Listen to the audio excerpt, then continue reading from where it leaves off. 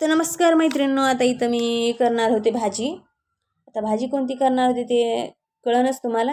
आणि ही भाजी आधी कोणाला आवडते कोणाला नाही काय माहिती, पण मला खूप जास्त आवडते.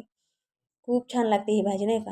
आता मी इथं कढई घेतली, त्याच्यात घातले तेल, तेलात घातले जिरं आणि त्याच्यात टाकला मी कांदा. आता कांदा काही जास्त लाल जरत होऊ द्यायची काही गरज नव्हती. असं थोडाच भाजून घ्यायचा तेलामध्ये कांदा आणि भाजल्याच्या नंतर त्यात टाकायचं लाल तिखट.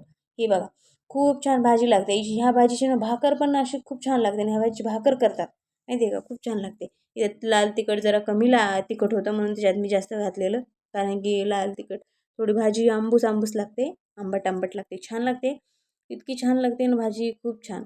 आणि पौष्टिक पण आहे माहिती आहे का. आणि ही भाजी करणं पण खूप सोपं आहे. हिला काही जास्त हे लागत नाही, मसाले वगैरे काही टाकायची गरज नाही. मस्त लाल तिखट मीठ आणि कांदा हे टाकलं तर खूप छान लागते माहिती आहे का. आणि इथं मी घातली होती थोडीशी डाळ भिजू घातली होती. आता ती डाळ भिजू घातली होती पण ती कमीच पडली जरा, कारण की मुलं त्याच्यातली फक्त डाळच खातात.